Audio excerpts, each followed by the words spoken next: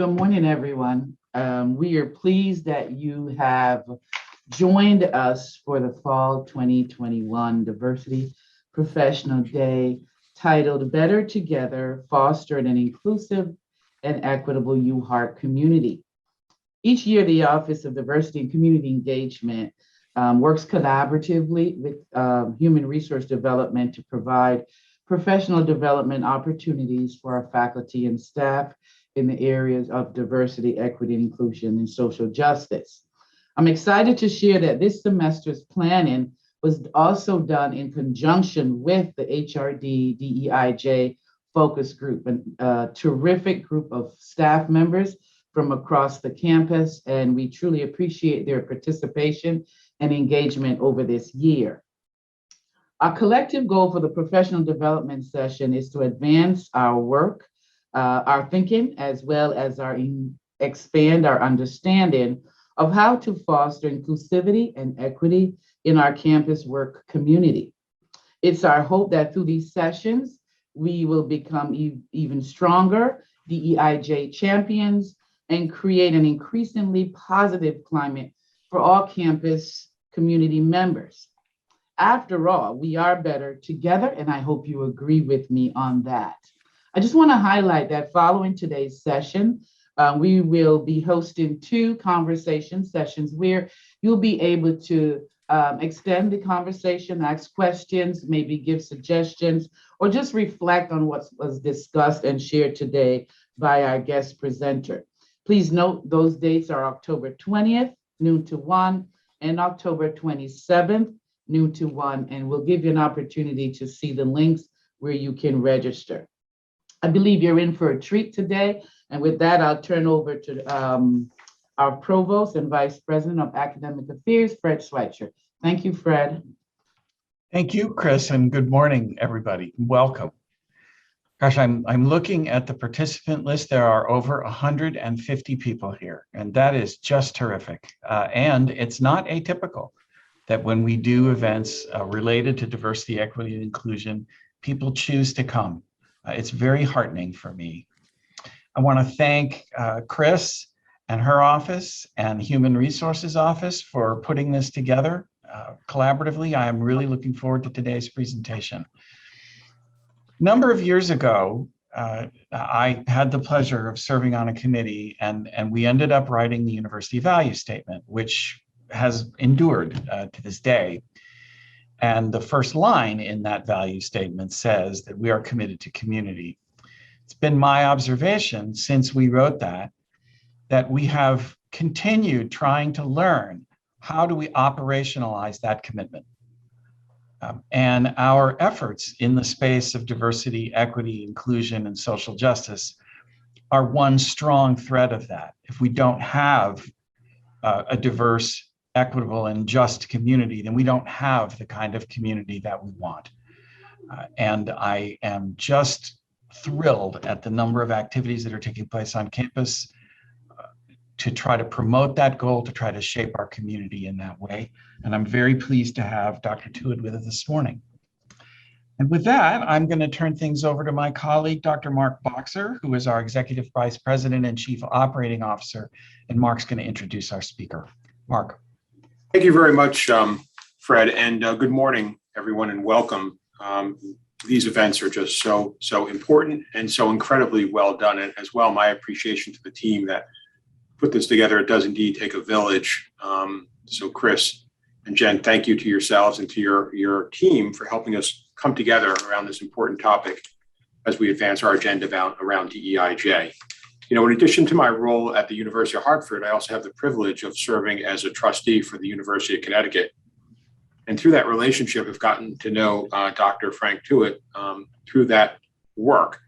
And we are privileged and we are honored to have Frank joining us today. Dr. Tuitt, thank you again for joining us. It's interesting as I look at the community at UConn, Dr. Tuitt joined University of Connecticut in the role of Vice President Chief Diversity Officer in July of 2020, as well as professor in the NEOG School of Education. And the UConn has continued to become what I would characterize as a welcoming and vibrant community, and most importantly, a dynamic and connected intellectual environment for every student and staff member and faculty. Dr. Tuitt joins us. He is a luminary in his field with incredible credentials. And I'll just, if I can for a minute, honor you with a bit of your background and bio. Before coming to the University of Connecticut, Dr. Tuitt was a member of the University of Denver faculty, joining that team in 2004, and was that school's chief diversity officer from 2015 to 2019. Since 2019, Dr. Tuitt had been the inaugural, in fact, visiting scholar at the ECHO Center of Diversity Policy at The Hague in the Netherlands, delivering lectures and facilitating training and conducting research all around the topics of diversity, equity, and inclusion in both the Netherlands as well as in post-secondary institutions in Europe. While at the university in Denver, he was responsible for addressing diversity and equity matters and oversaw the Office of Diversity and Inclusion, which also included Interdisciplinary Research Institute for the Study of Equality and the DU Latino Center for Community Engagement and Scholarship. In 2019, he received the National Association of Chief Diversity Officers in Higher Ed Individual Leadership Award, recognizing his significant contributions in the areas of diversity and inclusive excellence in higher education. Came to the University of Denver first as a professor in the College of Education, and then served as director for the higher ed program until leaving to become the associate provost for inclusive excellence. And had begun his career actually at Wesleyan, Harvard, and UMass Boston, so a New England native. By background, as I recall, Dr. Tuitt was actually born in London and grew up in Boston, and went to school here in Connecticut, so it's a bit like coming home. Was a undergraduate and got a degree in Human Relations from Connecticut College, then went on to get master's and doctoral degrees in the Harvard School of Education and Administration, Planning, and Social Policy, with a focus on higher education. So comes with an impressive set of credentials and background. And we are, again, Dr. Tuitt, thank you, honored and privileged to have you joining us today. Appreciate you coming to the University of Hartford. Thank you, Mark, and thank you for your leadership, both at the University of Connecticut and here at UHart. It is indeed a pleasure to be here this morning. As I was sharing with some of the folks earlier, I have siblings who, my sister spent a couple of years at the university, and my brother Shane Cranmore graduated as well, having played on the basketball team. I am coming to you this morning actually feeling very renewed and hopeful, having spent yesterday, and just two things by way of introduction. Our students at the University of Connecticut hosted a rally yesterday, and it was called a Rally for a Peaceful Planet. And the rally, attempted to and was very successful in addressing a couple of key points. They wanted to bring attention to the need to provide support to the growing number of refugees who are coming from Afghanistan. They wanted to bring attention to the types of ways in which the government has supported the militarization of local and campus police departments and having bring a cease to that. But they also wanted to endorse the state's recognition of racism as a public health crisis. And they were very successful in making a compelling case for why we as an institution should also recognize racism as a public health crisis on campus or across our system. And so those two things, that event, and then I had an opportunity to speak to about 30 retired alumni who were participating in a lifelong learning program. And these were not the usual suspects you would expect to show up for a diversity and anti-racism talk. But they were the most engaged audience that I've been a part of in a while. And so it was really inspiring, and I'll try to contain some of that passion. I don't get too excited, but hopefully some of that will come out in today's engagement with you. I also want to thank Christine for the work that she's been doing to advance diversity, equity, and inclusion. Having been in this field for some time, I can tell you it's not easy. It has a way of wearing on your soul, and that the response to come back day after day to do this important work can often go unnoticed. So I just wanted to acknowledge that and thank you for your service and leadership. And also that it's easier to sort of identify someone in to come in and talk to you about diversity, equity, and inclusion, and say some of the things you've been saying. This thing of not being an expert in your own backyard is often hard to overcome. So I just wanted to say thank you for your work. Lastly, a shout out to my colleague and friend. I don't know if Dr. Morgan is on here, but if you are, just wanted to acknowledge it's good to be in community with you. That being said, let me jump into the talk today, and I will share my screen.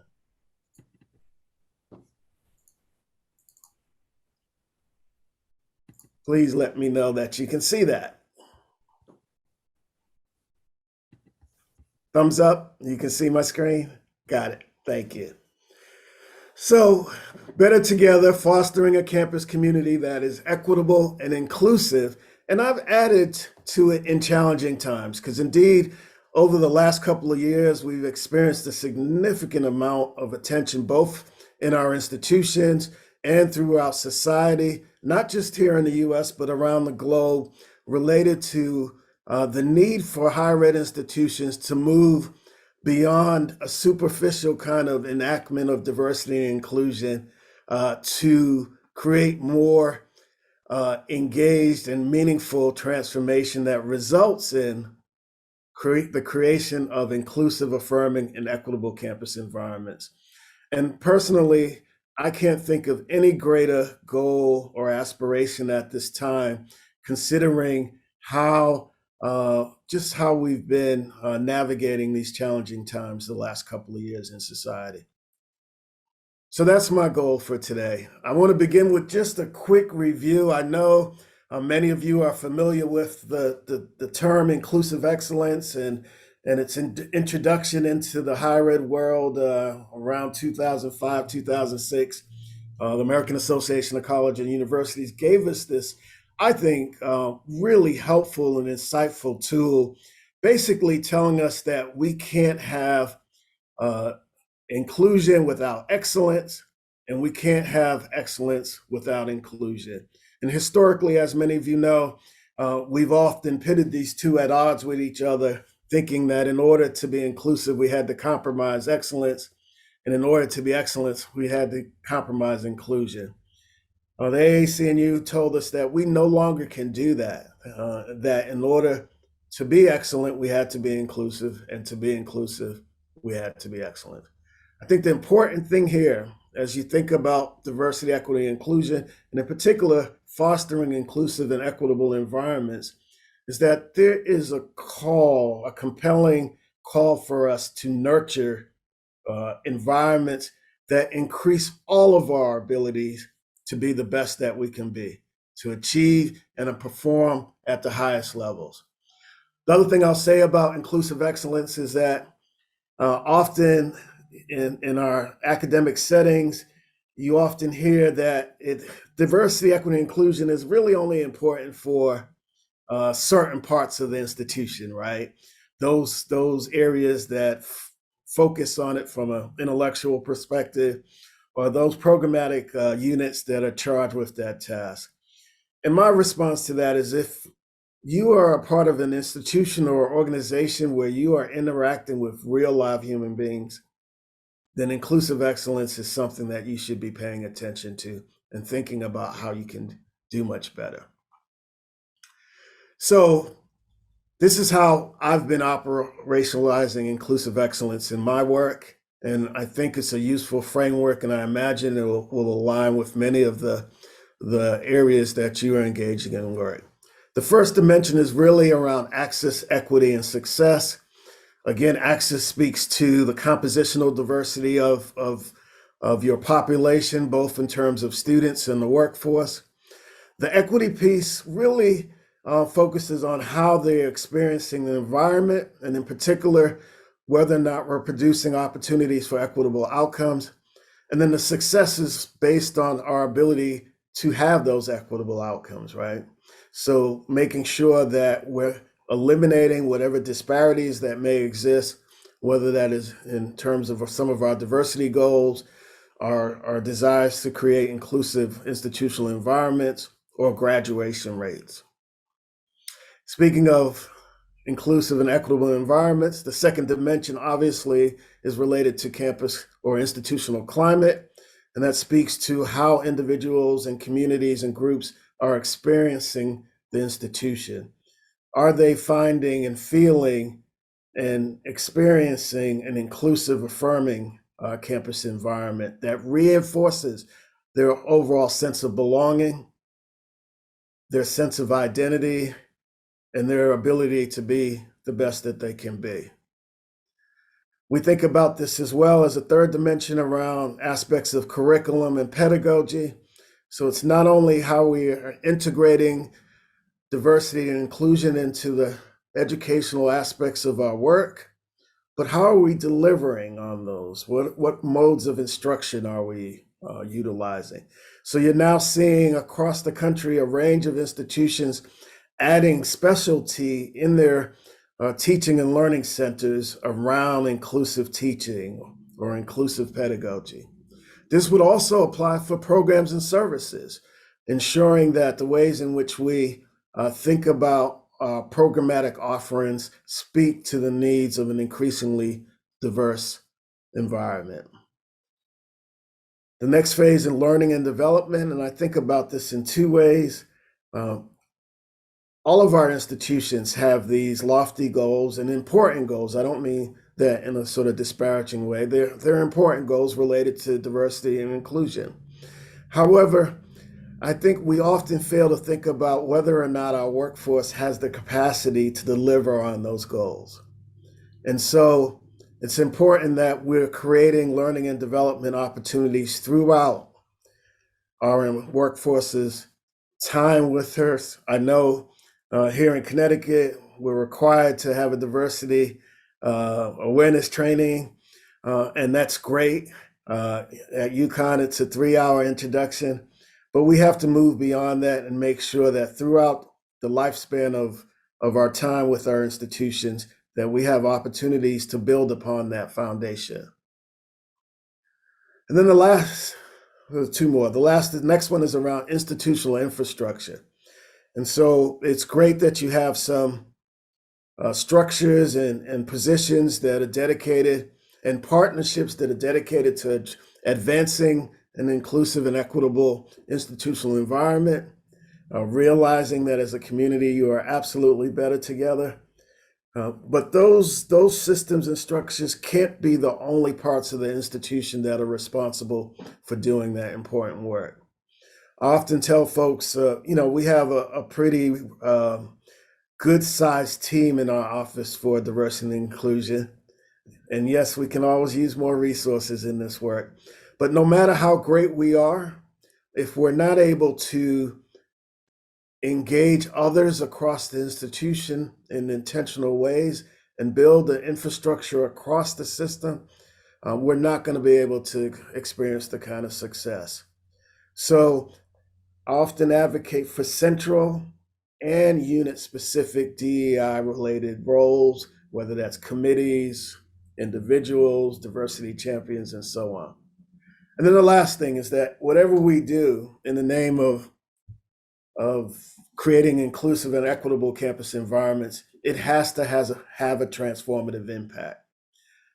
All too often, our programmatic efforts are really designed at supporting folks, which is important, but not necessarily transforming the spaces, the systems, the structures, and most importantly, the culture. And I know many of us are supportive of the environments that we engage as we work in higher ed, because that's what we know and experience. But as we continue to bring new communities and groups to our institutions, we have to evolve and grow. So those are the dimensions that I focus on. I'm going to sort of run through this quickly. These are all the things that I know you're talking about. If you're like the University of Connecticut, you're seeing growth in your diversity of your student population. we'd like to see some growth in the diversity of our workforce as well.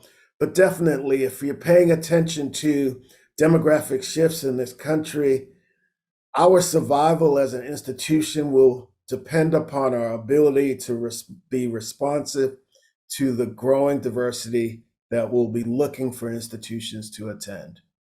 Again, the expansion of how we think about the world that we exist in, a need to engage globally is another driving imperative here. There's been an abundance of research on the educational benefits of diversity. In spite of our best efforts, we're still seeing persistent social and educational inequities.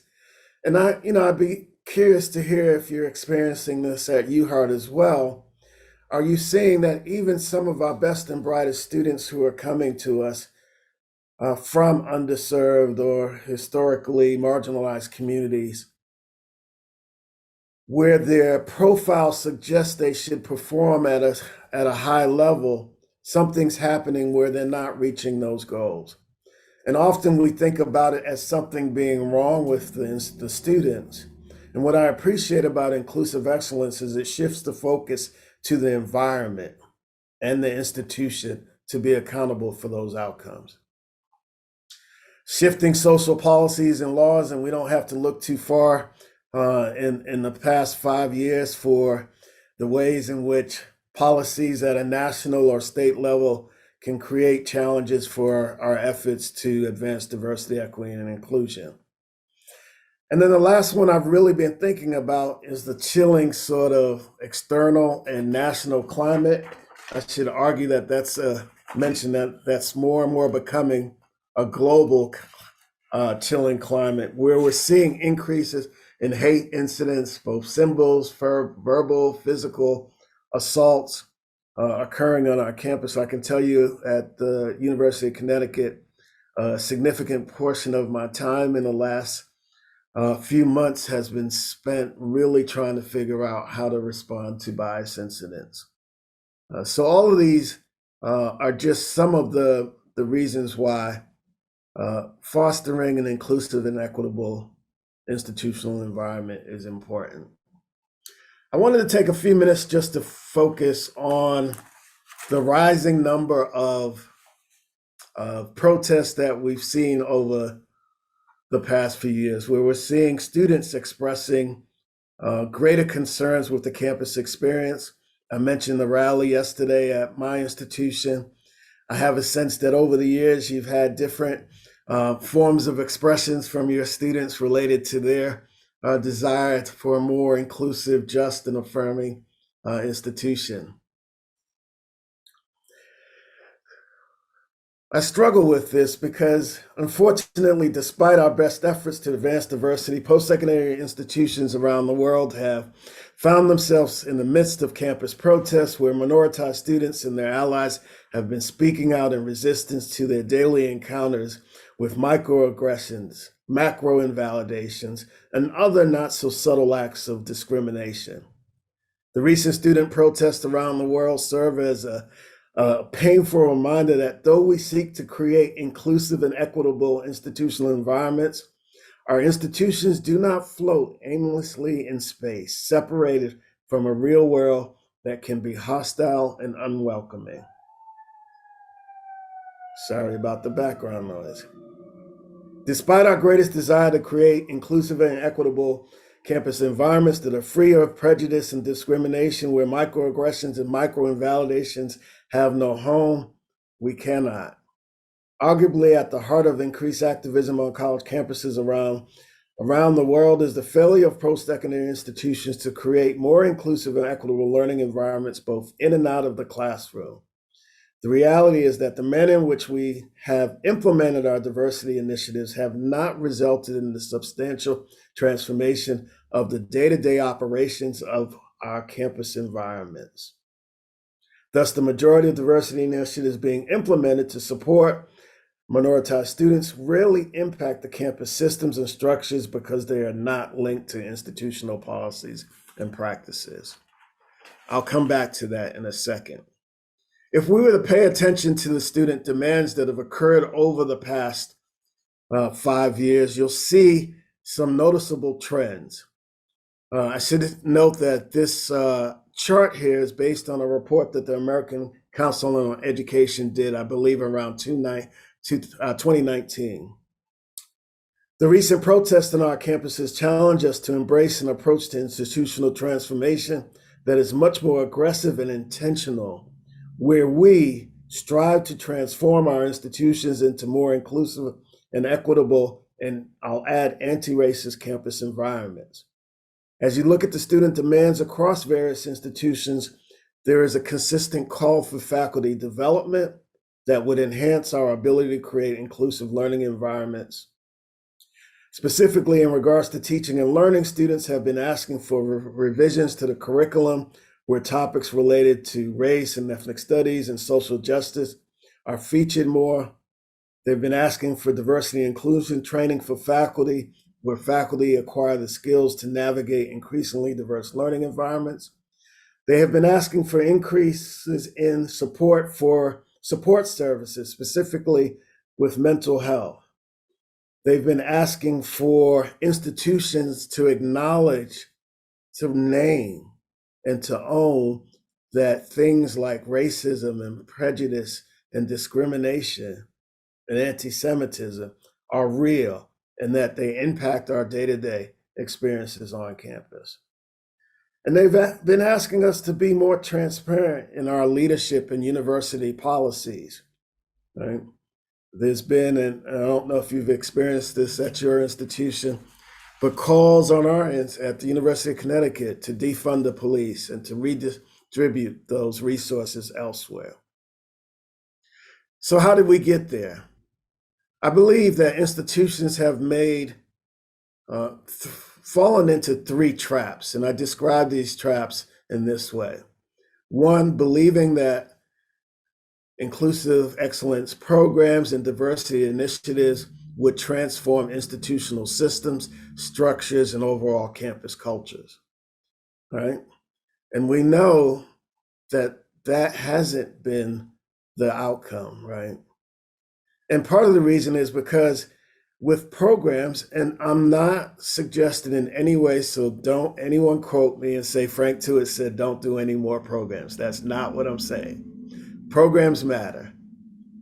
But if we don't address the systems and structures, the policies and practices, then essentially all we're doing is sort of attending to wounds and not addressing the instruments that are causing the cuts and bruises that our students are experiencing.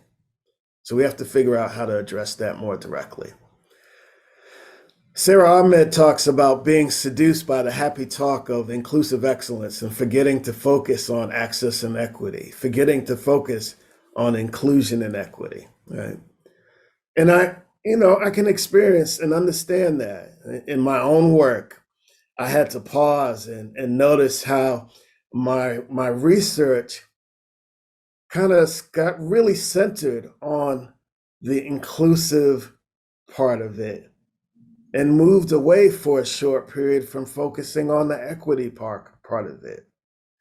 And so we get lulled into being content that we address diversity and that we forgot to focus on equity.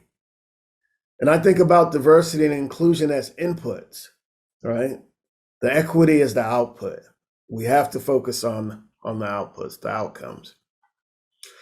And then the last, which is really personal to me, is believing in the hype of the magical diversity professional and failing to develop accountability structures that engage all stakeholders in organizational transformation efforts. And I understand it. You invest in an office for diversity and inclusion, you hire talented people like Christine, and there's this national tendency to want to be like, okay, they got it. I don't have to worry about it. It doesn't work like that. We need all hands on deck. And that's our goal. We are only going to be as successful as we are able to engage folks across the institution. So these traps remind us that the modern university cannot be radically changed by simply adding more diversity, creating safer campus spaces, addressing the cultural competency of our faculty and staff, and redesigning our curriculum to include a stronger focus on diversity, privilege, and oppression. We should do that. Those are really good places to start.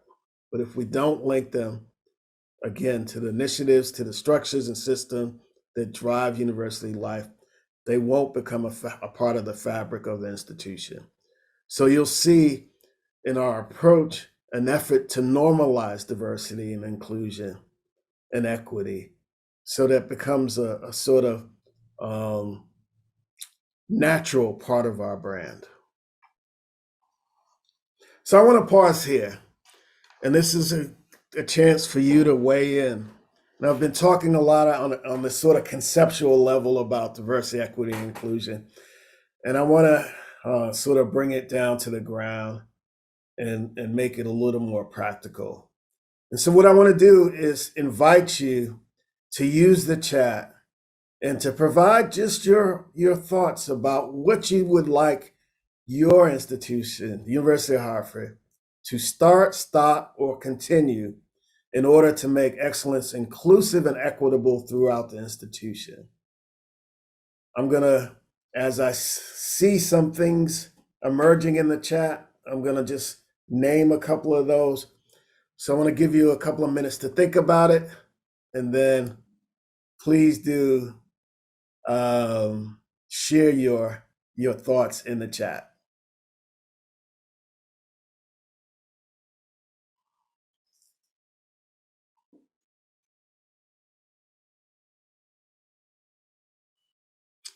So I already got one suggestion coming in, which would be to explain what diversity, equity, and inclusion means and what they mean specifically to the university, right? Hiring diverse faculty and supporting them. I think it is an awesome goal to, one, have diversity in leadership, and two, to the extent that that's possible, to align the workforce with the demographics of the students. At a minimum, we should try to align our demographics with the demographics of the state.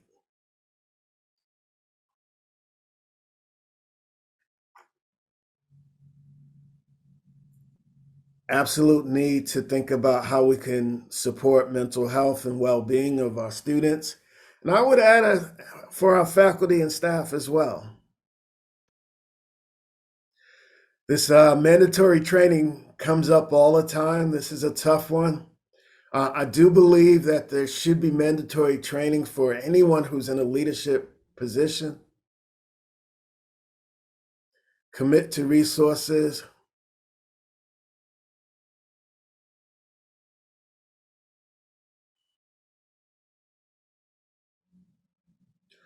A lot of great suggestions in here. Keep them coming.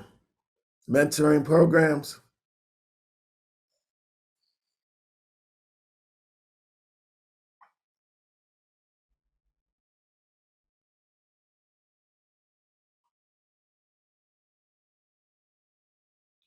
To bring DEI experts in the arts, suggest new curriculum that infuses that normalcy to diversity, equity, and inclusion. Funding for staff development. Great, great. Lots of good things coming in here.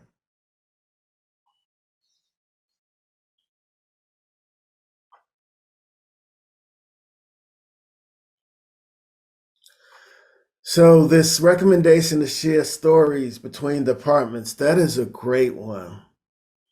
And I'll just add a slight caveat to that. Sharing stories of success and stories of failure. Some of my most significant learning moments from a professional or organizational perspective occurred when we paused to reflect on how we could have did this differently, did this better. At the classroom level, diversifying the offers we use in your curricula. More events surrounding diversity for students.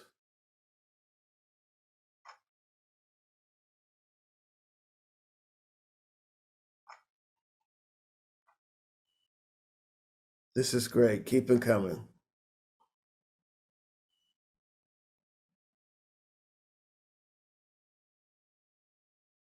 Funding and scholarships for students, specifically Black and Latinx students.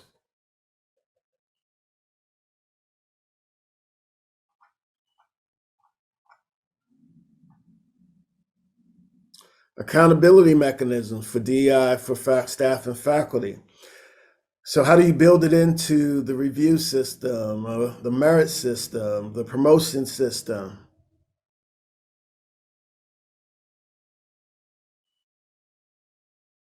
Teach people in the majority how they can help change the behaviors of others in the majority in casual, non-confrontational ways. How can you model what it is to be an inclusive and equitable faculty member, administrator, staff? So great. Keep those coming.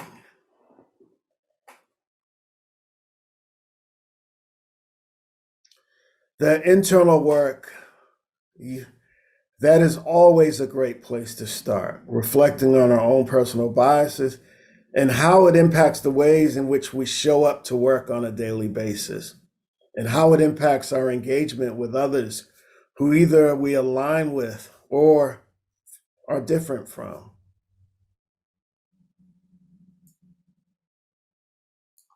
So some really powerful things there. One of the things that, thank you for those contributions, and again, continue to offer those because they're going to be captured. One of the things that I know is fundamental to having a chance to be successful in this is having a strategy. And our approach to the work, at least how I've conceptualizing it, begins this way. And I've referenced a few of these. One is to develop and sustain what I refer to as a DEI capacity building infrastructure. So as I mentioned, we do have the Office for Diversity and Inclusion, which is a central office at the university that is really charged with advancing diversity across the system. And as some of you may know, we have regional campuses spread throughout the state. We have the UConn Health. We have a law school. And a single office is not going to be able to navigate that complex system. So we're now looking for a CDO for our health center. We're also making sure that every unit and academic department has at least one identified diversity champion in that space that we can call on and communicate with. We have diversity committees that are unit-based. Another approach to our work is to engage change agents throughout the system. I talked about the student government and their campaign. We're going to be collaborating with them. We're going to be collaborating with our faculty, affinity-based faculty and staff associations. Collaborate with and support unit-level efforts. Research has shown that what really drives cultural change is what happens at the unit level. And that makes sense because from my seat, I am at a higher level. I'm not engaging on the ground in the unit on a day-to-day basis. And so the work needs to be both and central and from the unit perspective. I already referenced the need for principles of equity conscious leadership and needing folks who can think and act in equity-minded ways. And then we have to do a better job of measuring our success, of documenting our success, of being able to chart our progress. And if we're able to do these first five, I think it puts us in a position to normalize it as a part of our institutional brand. So I want to leave some time for questions, and I'll close with just a few final comments here. So how do we do this both on an individual and institutional level? And for a minute, I just want to speak to the call to become an anti-racist, diverse, equitable, and inclusive environment. And I've come to appreciate it, particularly as it relates to the anti-racism part of this, that as institutions, we have to become more comfortable centering race, right? We can't create an inclusive and equitable and anti-racist institutional environment without engaging race directly. We have to constantly reflect on and examine the learning environment at multiple levels from an inclusive excellence and racial equity perspective. We have to avoid working in isolation. I think this is one of the biggest challenges, particularly in the last couple of years. I've been seeing higher levels of exhaustion and burnout, and the toll that this is having on individuals who are often isolated in their efforts. We have to create opportunities for folks to engage in dialogue across our institution. Got to build the infrastructure. And I close with this, that for me, and I mentioned in my introduction, feeling hopeful in spite of all of the just challenging things that we're facing, whether it's navigating, COVID, continuing to address issues of prejudice and discrimination at a national and global level, trying to figure out how to meet the increasing demands of navigating or having a work-life balance. All of these things are piling on top of each other to make this work challenging. And how I push through it is reminding myself that, one, I was called to do this work. I accept it as a calling. It is a labor of love for me. Now, that doesn't mean I like it, right? But I am committed to trying to make a difference in any way that I can, right? But we also have to not be hard on ourselves. Sometimes we get paralyzed by not being able to achieve the high goals that we set for ourselves, right? And so self-care and resiliency becomes of the utmost importance. If you are not taking care of yourself as a vessel, you're not going to be able to do this important work, right? And so how do we create institutional or inclusive and equitable institutional environments that are also supportive and nurturing of radical self-care? So I'll leave you with this last quote, and we'll have about 15 minutes for questions and answers. I encourage all of you to build your own intellectual family.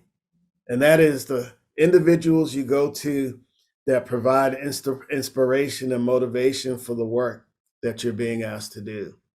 And bell hooks is a significant foundational aspect of my intellectual family. And she writes that the academy is not paradise, but learning is a place where paradise can be created. I've added here, the University of Hartford, with all its limitations, remains a location of possibility.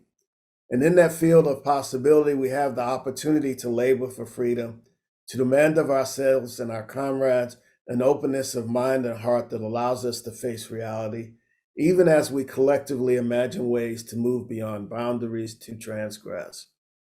And for bell hooks, and for me, and I hope for you, creating inclusive and equitable institutional environments where as a community we are better together is about fostering education as the practice of freedom.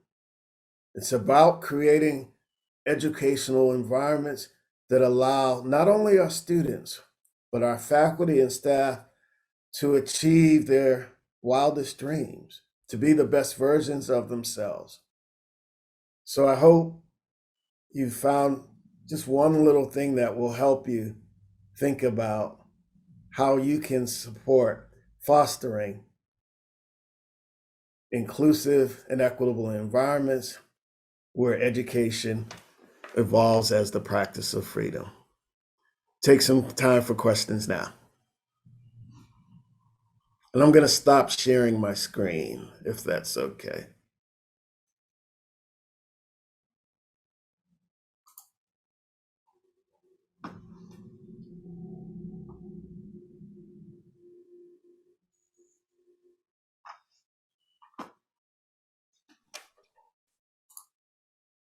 Frank, we do have a few questions in the Q&A. I don't know if you're able to see those or if you'd like me to read them to you. Do you mind reading them? Of course. So the first one that was submitted is more so a statement than a question, but I think that if you'd like to respond to it, that would be great. The statement is, I have concerns about the adverse effects of the public health/vaccine mandates on our diverse faculty, staff, and students. I hope that our institution is at a minimum maintaining an awareness of the possible impacts and is willing to shift policy to support a more inclusive stance if needed. Yeah, that's such an important reflection. One of the things we've tried to do is to pay attention to what's happening in the external environment. And clearly we've seen a disproportional impact of COVID on communities of color. And what that led us to do at an institutional level was to begin to look at the types of impacts our policies were having by disaggregating the data. So we have an exemption policy, for example. We notice that we have higher numbers of students of color asking for exemptions. That tells us something. We need to figure out what it is that it tells us. When we were beginning to create policies in anticipation of return to campus, we noticed that some of our we had higher percentages of students of color coming from states where there were high numbers of COVID. And what were the implications of that for how we were going to support and serve those students on campus? So we can't take a sort of culture neutral approach or identity neutral approach to how we think about the implications of our policies and practices. This is a great example of what I mean by becoming comfortable with centering identity, with centering race. If we were to just treat all our students the same, we miss important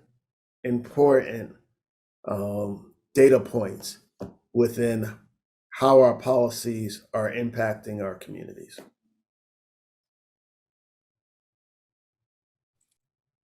Thank you. We also have a question. How has UConn responded to students' DEI demands? Well, if you ask students, not well enough, which is, is from their perspective correct. And that's one of the things that does keep me up at night, right? We have done a lot, and it started before I got there. So this is not about me arriving and then things happening. But what we haven't ensured is that the interventions and the initiatives are having a material and real impact on the day-to-day experiences of students. All right, so we have to do a better job of making sure that the things that we do directly impact students and are having the desired outcomes we hope for. Right? The second thing we learn is that we're not doing as good a job as we can communicating what we're doing. And one of the frustrating things that I've experienced over time, not just at UConn, it was the case in Denver as well, if students are demanding things that we're already have in motion or already addressing. So we have to figure out better ways to communicate what we're doing so that students are not left thinking that we're not responding to them. So those are just a couple of thoughts. Thank you. Next we have, how do we motivate committees to do the work instead of talking about the work that needs to be done? I feel like the university has established committees that sound good, but I don't feel like we're seeing true change. Yeah, this is one where I think grace is important. The issues we're trying to address are so complex. They're not ones where you can have, I mean, sure, there's some low-hanging fruit where you can do quick fixes and make some adjustments. But the more substantial, significant transformational shifts do require time.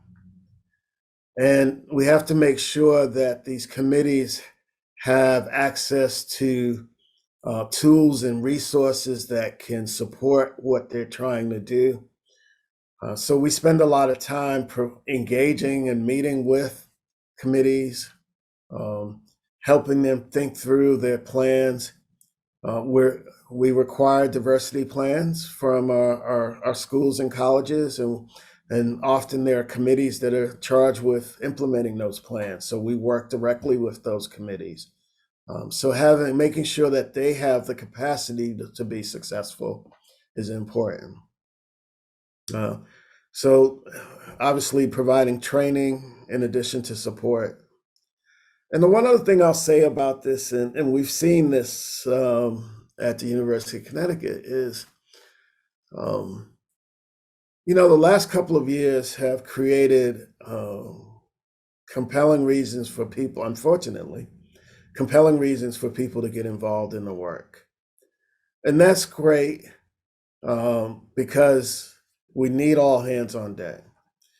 An unintended sort of outcome of that is that the folks who had been doing this work for some time kind of feel like their service has been ignored and not valued.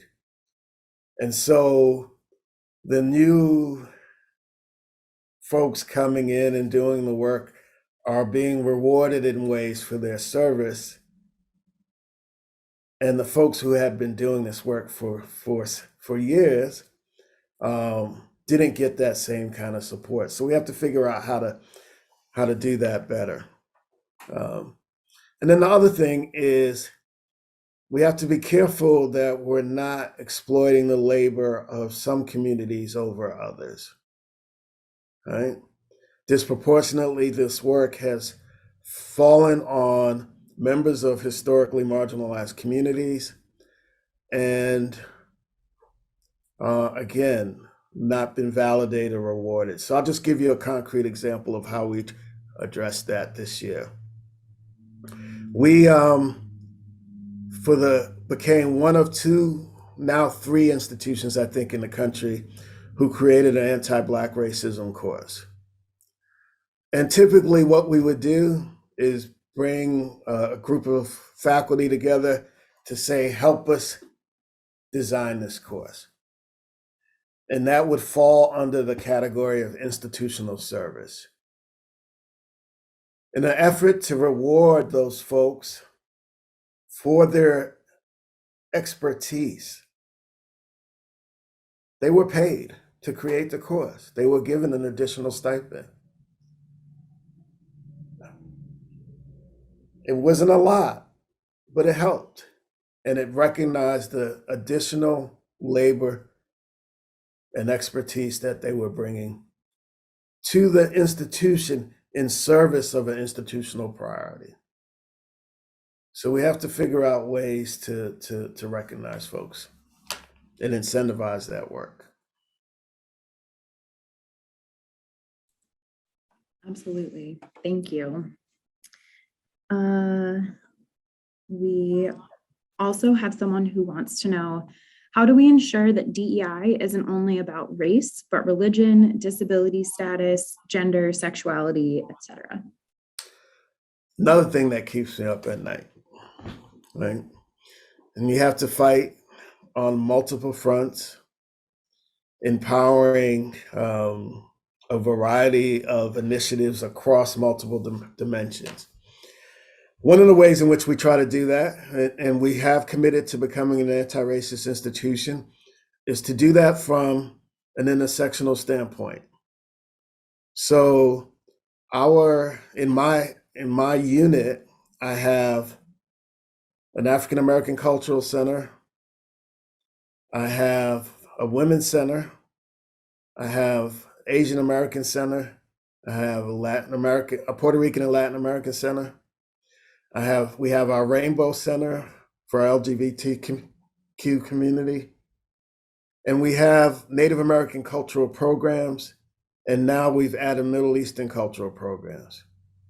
And so we have dedicated structures that are addressing specific areas to advance diversity, equity, and inclusion, but they're doing it in ways that allow them to collaborate across the centers by taking an intersectional approach to the work. So you have to be intentional about it,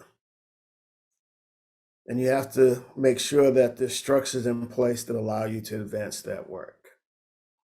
Those are two ways in which we're trying to not become tunnel vision in our focus.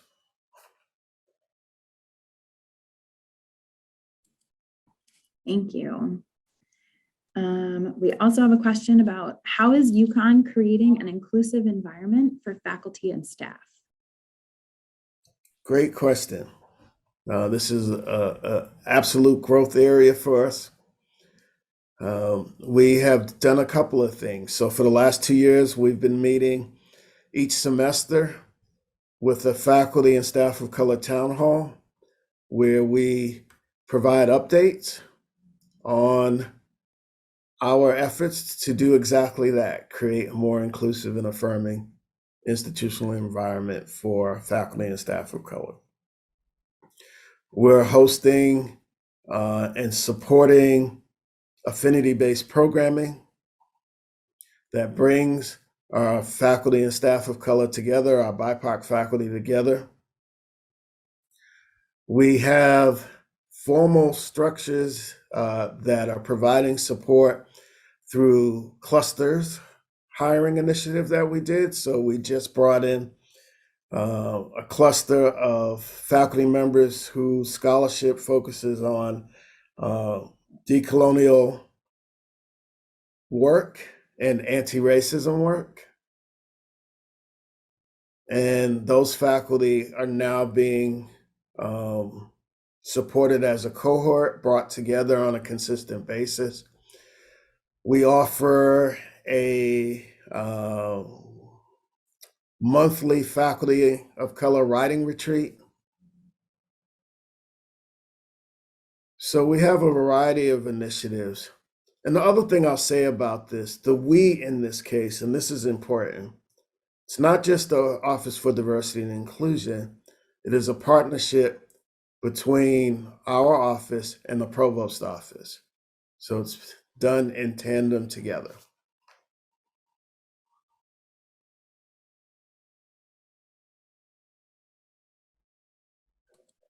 Great, thank you so much. I think those are all of the questions. There is one question for members of our administration that was submitted to the Q&A, which is, what does the administration intend to do with the comments shared by attendees about what we want UHart to stop, start, or continue regarding DEI? So Frank, I know you're probably not going to be able to respond to that one. Well, I'll give it a shot. Well, first of all, I'm glad to hear that the chat is going to be captured. It's a little hard for me to remember everything or track all of the comments. So what I would like to do is I'd like to go through them. And I suspect that they fall into several categories. I'm sure there are some things that we should be doing that we're not, and I will look there to try to get those ideas. Some of them that went by, I looked at them and I thought, well, we are doing some work in that space. So then the two questions are, what more could we be doing, and why don't people know more about what we are doing? Are we not getting the word out enough about the things that are going on? So that's a quick answer for what I would hope to do going forward. Mark, I don't know if you want to add anything from your end. Yeah, to add, there's two dimensions to this. One is, the self-reflection that's come through the comments and the Q&A, which gives us then grist.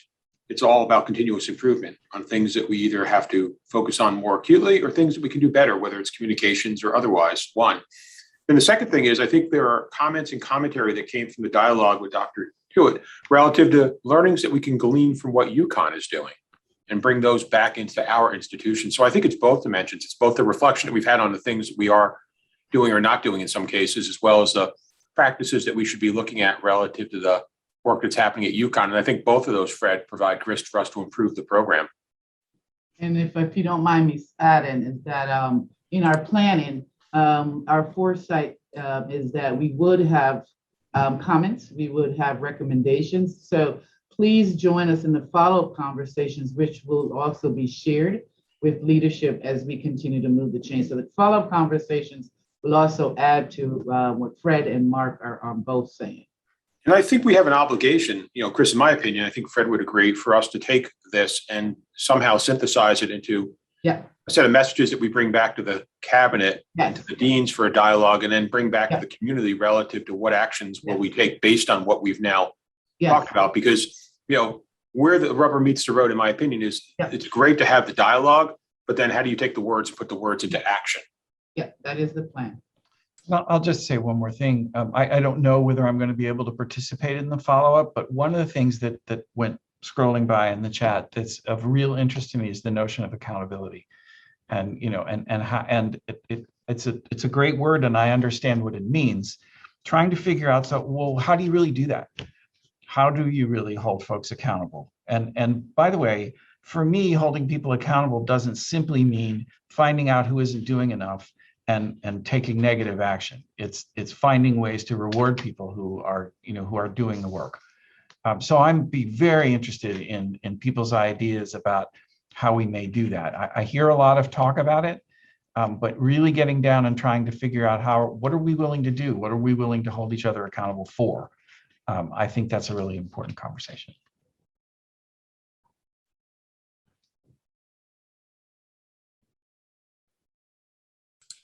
And Frank, I'll just put a plug in, having great visibility to what goes on at UConn. If folks have not had a chance to see, some of the work that's taking hold in the cultural centers there are some great examples and great models that I think we should look very, very closely at. And so I would encourage folks on the call today to just go out there and take a look at what is happening in the cultural centers over at UConn. Yeah, I'll second that, Mark. Thank you for that plug. We will, in a couple of weeks, be releasing a new university-wide diversity website. And that website will bring together all of the university's diversity initiatives and resources and programs under one gateway access point. And so you'll be able to get to the cultural centers to see each of their efforts, as well as our affinity-based cultural academic institutes. There's some really outstanding work coming out of those institutes as well. So I thank you all for the opportunity. I'll leave you with one last thing, and I think this is great. And yes, there's a role for the administration to play here, no doubt on that. But we each of us, all of us, have something that we can do to make our institutions more inclusive and equitable. So there, I'll leave you with the question: what are you willing to do in the space that you control to help move this needle forward? Right. Thank you all. Happy to follow up with anyone if they have any questions or if I can be helpful in any way. Thank you, Dr. Tuitt. Thank you so much. Yep. Jen? Yep. Thank you, Dr. Tuitt, echoing what everyone said. We're excited to have you here for your time and your expertise, and we're hoping that things that you brought with us today, people can take with them to move this work forward here. We're really excited about that.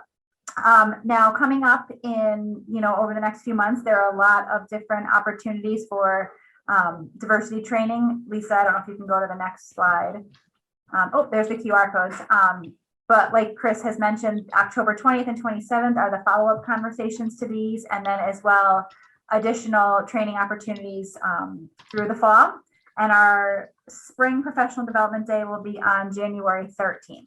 So we look forward to having everyone there. We thank everyone for their time today. You know, looking down the participants, we had probably over 190 people, because I'm sure that some folks sat together on the call. So thank you to everyone who attended today.